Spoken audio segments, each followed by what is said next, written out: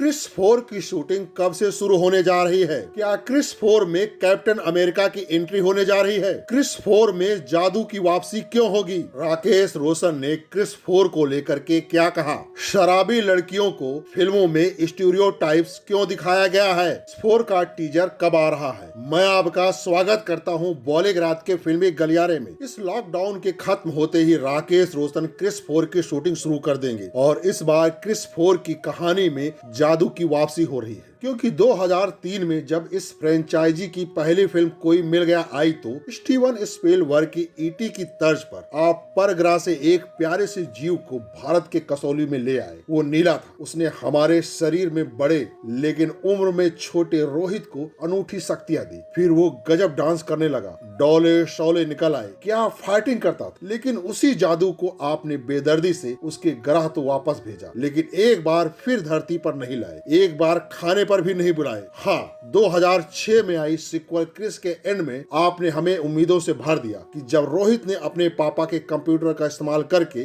जादू से संपर्क किया और दूर आसमान में उसकी स्पेसशिप भी दिखी। लेकिन तीसरी फिल्म में फिर कोई अता पता न था। अब चौथी ला रहे हैं तो जादू को भी लिवा लाइए और कुछ नहीं तो क्रिस के बेटे के साथ खेलने के लिए ही 2 सीन डाल दीजिए। क्रिस को आप डायनासोर्स के काल में डाल सकते, जैसे ट्रांसफॉर्मर्स की लेटेस्ट फिल्म में मशीनों के डायनासोर ये लोग बड़ी चालाकी से ले आए। आप भी ला सकते हैं। जंगलों के बीच कहीं नॉर्थ ईस्ट में शूटिंग कर लेना। अभी फरहान अख्तर ने भी तो मेघालय में की थी, वहाँ डायनासोर नकली भी नहीं लगेंगे और कॉन्सेप्ट के हिसाब से भी ये स्पीलबर्ग वाला मामला है। कोई मिल गया में हमने ईटी वाला आइडिया लिया, इस बार जुरासिक पार्क वाला ले लेते हैं, मजा आएगा। इस बार हॉलीवुड की किस सुपर हीरो फिल्म से प्रेरणा लेने जा रहे हैं? गंभीरता से सोचना। पहले फिल्म में आपने स्पीलबर्ग का आइडिया लिया, दूसरी फिल्म में आपका ब्रेन भविष्य में देखने वाली मशीन बना बैठा। इससे भी 2-3 से ज्यादा हॉलीवुड फिल्मों में देखा जा चुका है। तीसरी फिल्म में आपने कमाल ही कर दिया, आप म्यूटेंट ले आए। अब एक्स-मैन वुल्वरीन का कॉन्सेप्ट कहाँ फिट होता है एक सोलो सुपर हीरो वाले काल में? कोशिश करिए कि इसे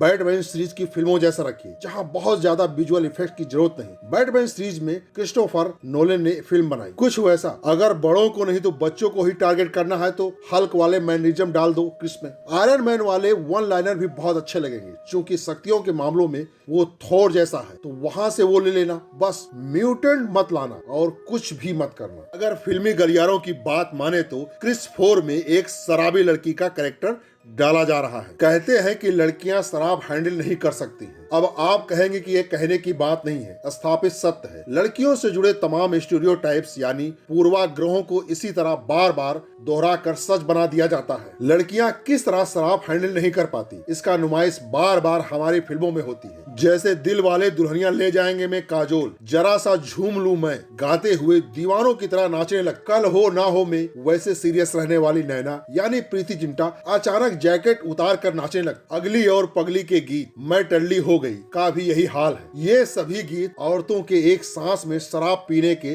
सीन से शुरू होते हैं। हमारी फिल्मों में शराब कभी नॉर्मली नहीं पी जाती। बहुत ज्यादा खुशी, बहुत ज्यादा दुख या हमेशा कोई पॉइंट प्रूव करने के लिए शराब का सेवन करता दिखाया जाता है। अगर सीन में लड़की हो तो लड़की क्यों पी रही है, हमेशा उसका बैकग्राउंड दिया जाएगा। उदास होगी, ब्रेकअप हुआ होगा या अपनी कामुकता जाहिर करने का कोई जरिया खोज रही होगी। जैसे कार्तिक कॉलिंग कार्तिक का एक सीन है, सोनाली मेरे लिए ड्रिंक ले आओ, Pepsi, orange juice, Apple juice, Sonali juice चलेगा लेकिन उसे वोदका के साथ डाइल्यूट करना। फरहान अख्तर के किरदार कार्तिक के थॉट प्रोसेस और बिलीफ सिस्टम का हिस्सा। ये बात है ही नहीं कि लड़की शराब पिएगी, ऐसा रियल लाइफ में भी होता है। जब भी एक लड़की एक और लड़के या लड़कों के ग्रुप के साथ जाती है, वेटर भी बार वाला मेनू पुरुष के सामने रखता है। फिल्मों में शराब पीकर लड़कियों को कभी नॉर्मल रिएक्ट करते हुए नहीं दिखाया गया। फिल्म में प्लॉट में शराब का काम ही लड़की के बहकाने वाले एक सीन को बनाना है, क्योंकि इससे हीरो को भी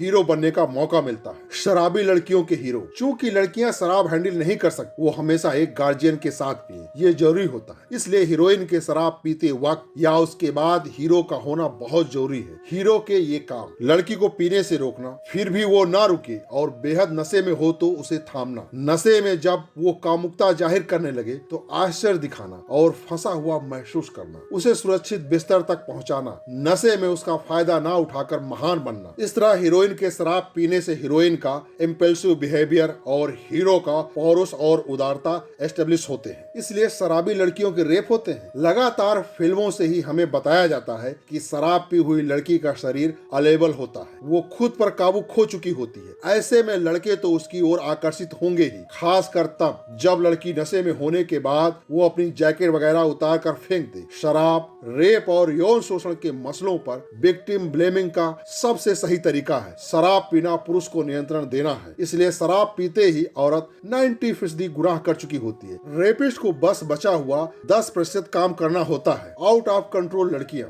मर्सिडीज गाड़ी से चल रही नशे में धुत लड़की ने बाइक को टक्कर मारी। शराब पीकर लड़कियों ने बदसलूकी की, पुलिस स्टेशन में हंगामा किया। बांद्रा इलाके में महिला ने शराब पीकर जमकर हंगामा किया। शराब के नशे में लड़कियों ने ऐसा हंगामा किया कि सड़क पर जाम लग गया। सहारा माल के सामने एक दूसरे पर टूट पड़ी लड़कियां सुध बुध खोकर लड़ती रही। खुले मैदान में जज्बात बाहर आए। ये कुछ लाइन्स हैं न्यूज टीवी के उन प्रोग्राम से जो नशे में झगड़ा करती लड़कियों पर बने हैं। ये कम है, ऐसे प्रोग्राम हर तीसरे चौथे दिन किसी ना किसी न्यूज चैनल पर दिख सकते। ड्रंक ड्राइविंग अपराध है, शराब पीकर आप शब्द कहना भी खराब है, किसी को चोटिल करना इससे भी खराब है। मगर ऐसा जब पुरुष करते हैं तो उसमें किसी न्यूज चैनल को कोई न्यूज वैल्यू नहीं दिखती। शराब पी हुई महिला सॉफ्ट पॉर्न की तरह है, उसके हंगामा करते हुए पूरा देश देखता है कि देखें क्या हरकत करेगी। बिखरे बाल होंगे, छोटी ड्रेस होगी, कूद फांद करेगी तो उसकी बॉडी का अच्छा लुक मिलेगा। औरत और शराब, भाषा, कला और साहित्य में औरत के जीवन में शराब की भूमिका नहीं है। जिस औरत के जीवन में शराब की भूमिका है वो एक अपवाद है। शराब और औरत की भूमिका एक साथ पुरुष की जीवन में दर्ज होती है। बड़ी सहजता के साथ शराब और शवाब जैसे फ्रेज इस्तेमाल करते हुए हम भूल जाते हैं कि इस भाषा के केंद्र में पुरुष है। नायिका जब कामुक और चरित्रहीन होती है तो नायक के लिए वो शराब की सहेली होती है। जैसे अंगूर का दाना या तंदूरी मुर्गी। जब यही महिला घरेलू होती है तो वो पति की शराब छुआ कर उसका जीवन संवारने वाली बन जाती है। औरत शराब पीने वाली नहीं होती, या तो वो पिलाने वाली होती है या फिर पीने की वजह होती है। इसलिए वो शेरो शायरी में या तो शाकी के तौर पर दर्ज है या प्रेमिका के तौर पर। अब क्रिस 4 मूवी की कहानी इन सारी वर्जनाओं को ध्वस्त कर देगा, क्योंकि राकेश रोशन क्रिस 4 की कहानी में एक ऐसा किरदार लिख रहे हैं जो लड़कियों के देखने का नजरिया बदल देगा। तो दोस्तों आज के लिए बस इतना ही। आप हमें कमेंट करके बताइए कि आपको इस फिल्म का कितना इंतजार है।